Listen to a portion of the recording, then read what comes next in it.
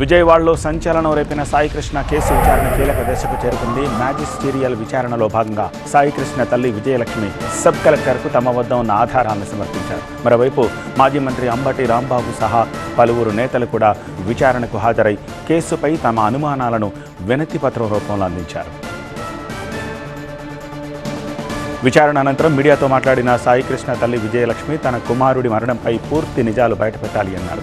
కనీసం సాయికృష్ణ బూడిదైనా తమకు అప్పగించాలన్నారు. కేసులో ఉన్న ప్రతి ఒక్కరిపై చర్యలు తీసుకోవాలని డిమాండ్ చేశారు. మీ అబ్బాయికి ఏం జరిగింది ఏంటని చెప్పి మా దగ్గర ఇన్ఫర్మేషన్ తీసుకున్నారు మా దగ్గర. మీ అబ్బాయికి ఏం జరిగింది, ఎలా జరిగింది, ఏంటి కారణం ఏంటని చెప్పేసి అడిగారు. మేము పలానా జరిగిందండి అని చెప్పాం. అంతేనయ్యా జరిగింది లోపల. నేను అందరినీ ఒకటే మీకు అందరికీ దండం పెట్టి చెప్తున్నా, మీ మీడియా వాళ్ళందరికీ నేను నిజంగా దండం పెట్టి చెప్తున్నాను. నేను నా కొడుకు బూడిద ఎక్కడుందో నాకు కావాలి, లేకపోతే నడి రోడ్డు మీద నేను పెట్రోల్ పోసుకుని చచ్చిపోతా.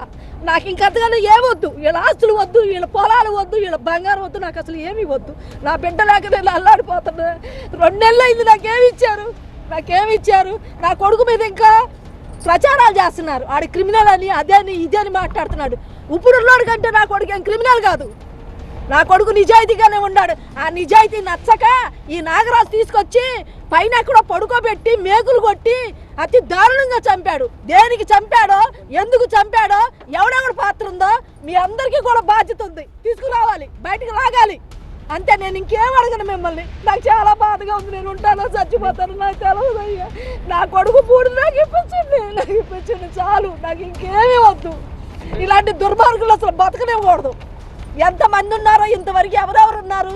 ఒక 5గురినో 4గురినో అరెస్ట్ చేశారు. మిగతా వాళ్ళు ఏరి ప్రతి నా కొడుకు నాకు తెలుసు. వాళ్ళలో నేను అన్నానని కాదయ్యా, నా బాధ మీకు తెలుసుకోవాలి. అదే సమయంలో మాజీ మంత్రి అంబటి రాంబాబు ఈ కేసులో అనేక అనుమానాలు ఉన్నాయి అన్నారు. మ్యాజిస్టీరియల్ విచారణ వల్ల ఎలాంటి ఉపయోగం లేదని, అయినా కానీ అధికారికి వినతి పత్రం ద్వారా తమ అనుమానాలు, ఆధారాలు సమర్పించామన్నారు. అన్ని కోణాల్లో దర్యాప్తు జరిపి వాస్తవాలను వెలుగులోకి తీసుకురావాలని డిమాండ్ చేశారు. మెజిస్ట్రియల్ విచారణ వల్ల ఏ వాస్తవాలు బయటకు రావు. అయినా కూడా చట్టాన్ని గౌరవిస్తూ వైఎస్ఆర్ కాంగ్రెస్ పార్టీ తరఫున రిప్రజెంటేషన్ ఇచ్చాం. ఈ విచారణలో తూతు మంత్రం ఏమీ రాదు. సిట్టు విచారణ కూడా ఏమీ రాదు. సిట్టు విచారణ ఏం జరుగుతుందంటే ఉన్నటువంటి ఆధారాలను తుడిచిపెట్టి వక్ర మార్గంలో పెట్టే కార్యక్రమం చేస్తుంది. ఎక్కడో దొలడిపోయినటువంటి డెడ్ బాడీ యొక్క ఎముకలు తీసుకొచ్చి పోలీస్ స్టేషన్ పైన పెట్టి ఇక్కడే తగలేసిన నాగరాజుని చెప్పడానికి ప్రయత్నం చేస్తున్నారు. ఇది చాలా ఘోరం, అన్యాయం. నేను చెప్తున్నా, నాగరాజుకి అన్యాయం జరిగినా కూడా ఒప్పుకోం. నాగరాజు దీనిలో పాత్ర ఉంది. స్టేషన్ హౌస్ ఆఫీసర్గా ఎవరండి తీసుకొచ్చింది? టాస్క్ ఫోర్స్ కదా. అసలు టాస్క్ ఫోర్స్ చంపేసి నాగరాజు మీద పడుతుందని అనేటువంటి అపవాది కూడా ఉంది. టాస్క్ ఫోర్స్ చంపేసిన తర్వాత అది నాగరాజు మీద నెట్టాలనేటువంటి ప్రయత్నం చేస్తున్నారు అనేది కూడా ఉంది ఇవాళ. కాబట్టి ఈ వాస్తవాలు బయటకు రావాలి. నిజమైన దోషులు, నిజమైనటువంటి కిల్లర్సు ఎంత పెద్దవాళ్ళైనా వాళ్ళు తమిళనాడులో శిక్ష పడ్డట్టుగా పడాలని మీకు కోరుకుంటున్నాను.